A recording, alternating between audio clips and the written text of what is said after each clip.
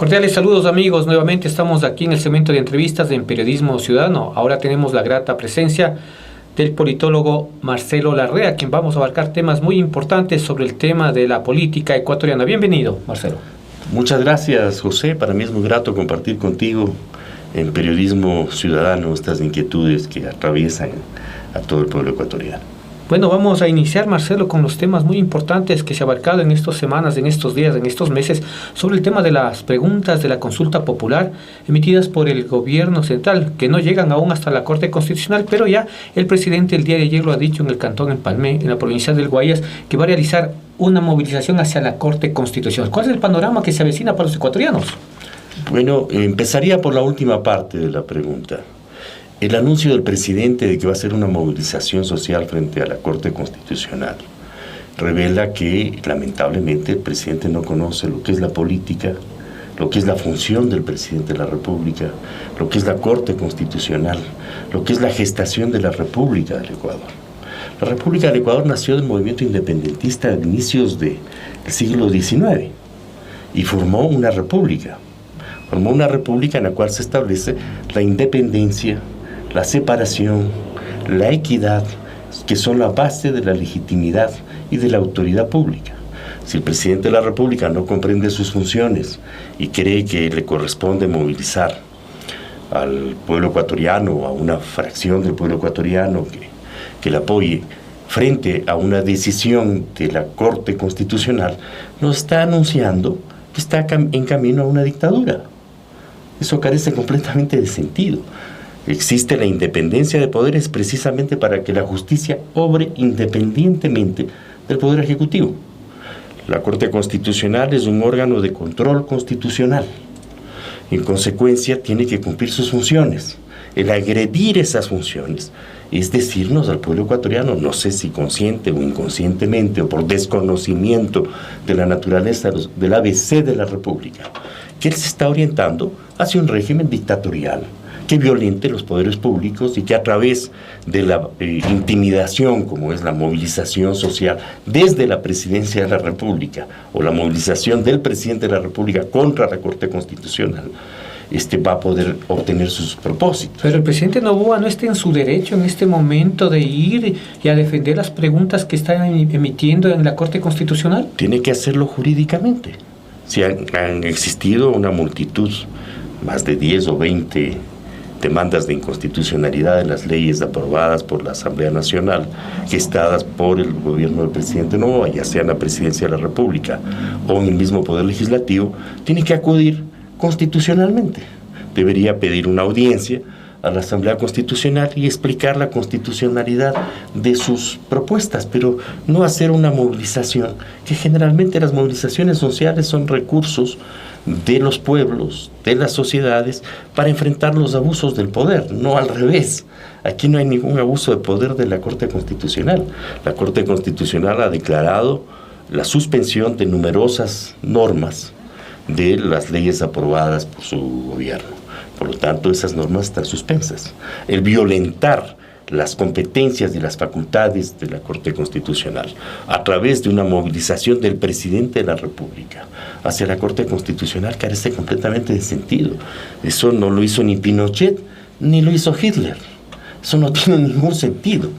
Podríamos hablar, Marcelo, que es un arma de doble filo para el primer mandatario de la nación, Daniel Noboa, sobre esta movilización, porque en esto se podría estar viendo el respaldo tanto de la sociedad civil como no el respaldo, tomando en cuenta últimamente los despidos de los 5,000 funcionarios públicos, que como tú sabes en todos los gobiernos ha pasado que siempre los funcionarios van a respaldar este tipo de movilizaciones. Independientemente del éxito o del fracaso de la movilización que el presidente Noboa ha convocado a la Corte Constitucional, es un grave error político el que haya tomado ese camino.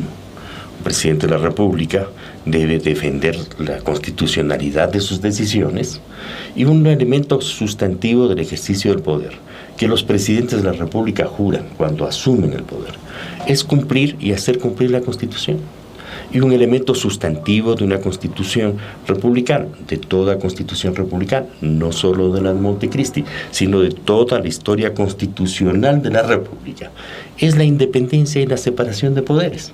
Es inadmisible que el presidente de la República convoque una movilización para intimidar a los jueces de la Corte Constitucional, como es inadmisible que el presidente de la Asamblea aparezca como si fuera un funcionario del Ejecutivo, con oficiales armados de las Fuerzas Armadas, de la Fuerza Pública, de la Policía y la ministra de Gobierno, en un acto de intimidación a la sociedad ecuatoriana y a la Corte Constitucional, anunciando su posición respecto a la suspensión de las medidas decidida por la Corte Constitucional. Eso le pone al gobierno fuera de la Constitución. Son acciones que revelan un curso fatal a que el gobierno del presidente Noboa se oriente fuera del régimen constitucional. Si ellos confían en la constitucionalidad de los principios y las normas que han aprobado en esas leyes, deben ir a la Corte Constitucional y exponer los fundamentos jurídicos de la constitucionalidad de los mismos.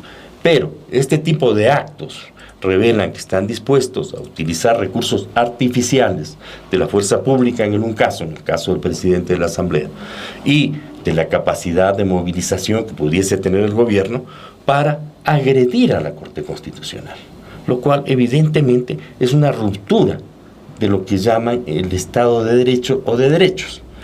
Pero el presidente Noboa podría haber evitado este tipo de llamar a una movilización para este martes.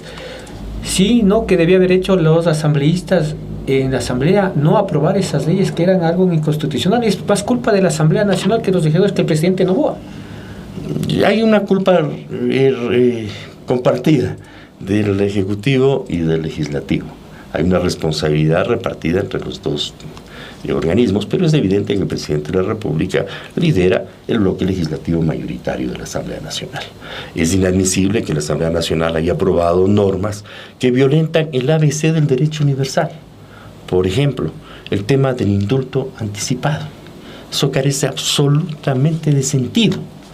El indulto procede cuando se ha establecido que alguien cometió efectivamente un delito y que por consideraciones específicamente de carácter humanitario puede ser sujeto de que se le releven de las sanciones legales que un juez debidamente o que la justicia debidamente establecido. Pero no existe la figura de indulto anticipado, es un absurdo. Es como sancionar que la persona ha cometido el delito. Entonces, si es así, lo que está creando el presidente Noboa es una figura de una suerte de patente de corso, para que cualquiera de las personas beneficiarias de esta patente de corso puedan cometer los crímenes que se les ocurra, lo cual carece completamente de sentido. Si el problema de la lucha contra la descomposición de la seguridad pública en el país, por el crecimiento de las actividades del narcotráfico y por la operación de una cantidad, el presidente dijo, si no me equivoco, el año pasado, que habían 28 carteles del narcotráfico operando en el país, implica la eliminación de las causas estructurales del crecimiento del narcotráfico en el Ecuador. No es un tema artificial de que institucionalizando la represión y haciendo extensiva la represión a toda la sociedad ecuatoriana se va a resolver el problema, porque en lugar de resolver el problema, lo que está haciendo es destruyendo derechos fundamentales de todos los ecuatorianos. ¿Cuáles son las causas del crecimiento del narcotráfico en el país? Hay que decirlas con franqueza. La causa número 1 es la dolarización. La dolarización transformó al Ecuador en un paraíso de lavado de narcodólares. La causa número 2, la adhesión a la Convemar. La adhesión a la Convemar implicó la renuncia del Ecuador de su soberanía territorial marina sobre 188 millas. Pero todo esto ya ha soportado varios gobiernos. Independientemente que haya soportado varios gobiernos, no es que el narcotráfico nació en el gobierno del señor Noboa y que creció de la noche a la mañana. No, esto viene desde la dolarización. Tenemos 25 años en los que el país se ha hecho, los gobiernos, se han hecho de la vista gorda frente al crecimiento del lavado de narcodólares primero, las Fuerzas Armadas han sido replegadas de sus obligaciones de control de la soberanía territorial marina sobre 188 millas, han dejado más de 1 millón de kilómetros cuadrados del mar del Ecuador, que es el mar del centro del mundo, en manos de cualquiera, y ese mar obviamente ha sido ocupado por las redes de narcotráfico. Eso es lo que han hecho la Asamblea Nacional. Que le han transformado al Ecuador en el epicentro de la distribución mundial de drogas, porque aunque los ecuatorianos pretendamos desconocerlo, el Ecuador es el país del centro del mundo y nuestro mar es el mar del centro del mundo. Y es evidente en cualquier tipo de operaciones que quien controla el centro controla la totalidad. Pues. Entonces, las redes de narcotráfico están operando en nuestro mar gracias a la adhesión a la CONVEMAR. Si el gobierno del presidente Noboa, en lugar de meterse en tanto lío, que le puede costar incluso a la presidencia de la República, decidiese denunciar la CONVEMAR, separar al Ecuador de la CONVEMAR, restituir la soberanía territorial marina del Ecuador en sus 200 millas de mar continentales e insulares, evidentemente las redes de narcotráfico se irían del mar del Ecuador y el Ecuador dejaría de ser automáticamente un pasadizo para que la droga que se produce en Bolivia, Perú y Colombia penetre al territorio ecuatoriano para salir por el mar del Ecuador. Es una decisión de 3 líneas, no necesita subir el IVA ni los impuestos a nadie para tomar una decisión soberana de respeto de la soberanía histórica del Ecuador sobre su mar territorial. ¿El presidente Noboa está mal asesorado? ¿El presidente Noboa tiene unas buenas ideas? ¿Está mal asesorado su equipo? Independientemente de quién la asesore y de la calidad de sus asesores, quien toma las decisiones es el presidente de la República, de manera que es inexcusable la responsabilidad que él tiene sobre estos elementos. El otro elemento grave que permite el desarrollo del narcotráfico es la copia de la famosa ley de drogas de Estados Unidos en el Ecuador, que permite y legaliza el microtráfico de drogas. O sea, hay que ilegalizar el microtráfico de drogas. La tabla de drogas lo que permite es que la última milla, como dicen los expertos en marketing, esté legalizada. Si está legalizada la última milla, está legalizado el tráfico de drogas y por lo tanto desde que se creó la tabla de drogas y el gobierno de Noboa la mantiene. ¿En qué veladamente, en el gobierno de Correa. Y fue fuertemente criticado, incluso mucha gente le echa la culpa que en este momento el incremento de la droga, del tráfico de drogas es por culpa del gobierno del presidente Rafael Correa. Un crecimiento exponencial del consumo de drogas en el Ecuador desde que se legaliza la tabla de drogas. ¿Hizo bien en Correa? Absolutamente mal. Una cosa es el hecho de que hay que respetar el derecho de las personas a que consuman lo que consideren que deban consumir. Y otra cosa es legalizar el microtráfico de drogas. La tabla de drogas en Estados Unidos protege al mayor mercado de drogas del mundo. Estados Unidos, con menos del 4% de la población mundial, consume el 55% de las drogas del mundo. ¿Gracias a qué? A que esa última milla está legalizada por la tabla de drogas de Estados Unidos que copió el gobierno del presidente Correa. ¿Y qué hacer ahora en este momento que sigue la tabla de drogas? Hay que derogar la tabla de drogas también. Pero hay otro problema estructural de fondo, que es el hecho de que el pueblo ecuatoriano y los sectores más empobrecidos y pauperizados son víctimas de estas redes del narcotráfico, precisamente por la descomposición y precarización de sus condiciones de vida. Por lo tanto, lo que el pueblo ecuatoriano aspira es que haya un vigoroso proceso de reactivación de la actividad económica productiva del país, que se genere empleo, que se garantice a los niños y a los jóvenes el derecho a vivir, el derecho a un presente y a un futuro, que no tengan que salir a delinquir para llevar pan a su casa porque sus padres están desalojados del empleo, y que haya una actividad económica productiva vigorosa. Esos son los temas a los cuales debería concentrarse el gobierno del presidente Noboa, en lugar de pensar que este es un tema que se resuelve a bala, no matar, legalizando el derecho de la fuerza pública a matar por sí o ante sí, con graves antecedentes. No nos olvidemos, por ejemplo, que en el gobierno del presidente Febres Cordero, abusos menores a los que están establecidos en las leyes aprobadas por el gobierno del presidente Noboa condujeron a casos tan repudiables como la desaparición de los niños Restrepo, y que en el mismo gobierno del presidente Noboa 4 niños en Guayaquil fueron víctimas de la violación de todos sus derechos, de su asesinato, incluso de la incineración de sus cuerpos por miembros de la fuerza pública. En consecuencia, no se puede, la solución no es una solución policíaco-militar ni represiva, es una solución inteligente. Es una solución responsable, es una solución estructural. Y eso debe manejarse desde el Ejecutivo, desde la cabeza. Bien, naturalmente. Estamos dialogando con el politólogo y analista Marcelo Larrea. Ahora vamos a dejar un momento atrás y vamos a ver cuál es la situación, así que estamos ya por concluir la entrevista, sobre los temas de la Asamblea Nacional. En este momento, ¿cómo tú ves el trabajo de la Asamblea Nacional, tomando en cuenta que existen dos fuerzas políticas? La mayoría del presidente Noboa, ADN, y asimismo de RC, del expresidente Rafael Correa. ¿Tú ves un buen trabajo que están desempeñando en este momento?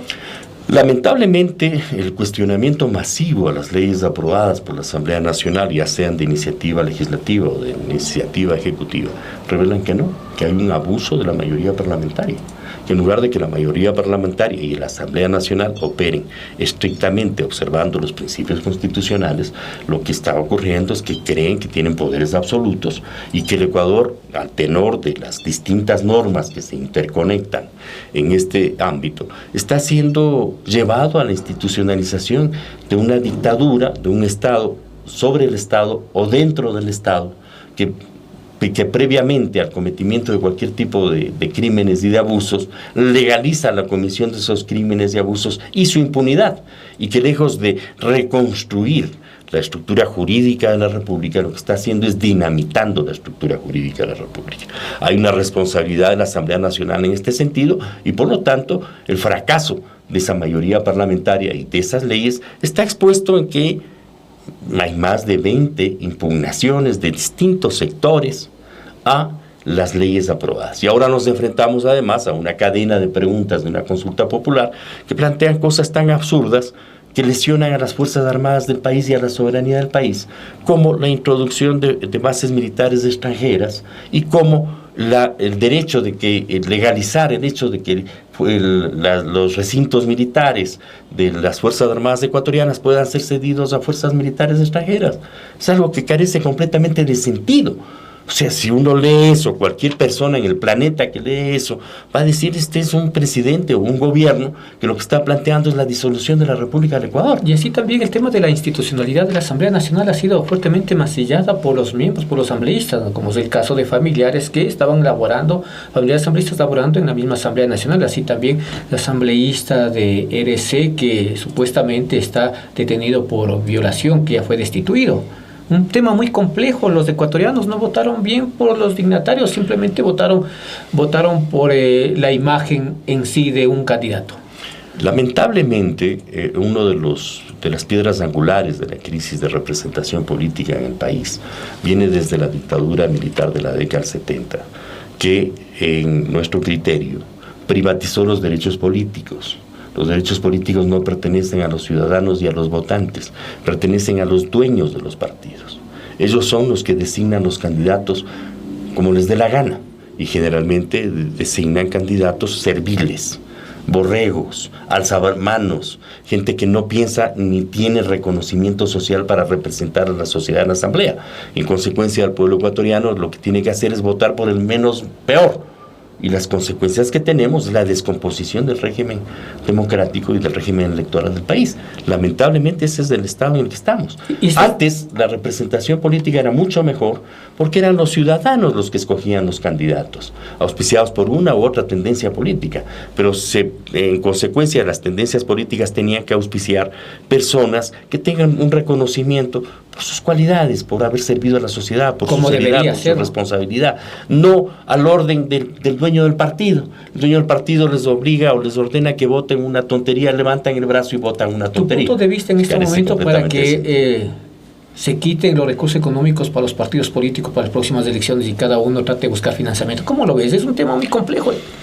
El que tiene dinero puede estar en la política, al contrario se queda sentado. Ese es otro proceso de degeneración de la representación política. Entonces solo las grandes chequeras, y las grandes chequeras en el Ecuador ahora están vinculadas al narcotráfico, van a ser las que decidan quiénes son los candidatos y quiénes entran a una contienda electoral. Eso es absurdo.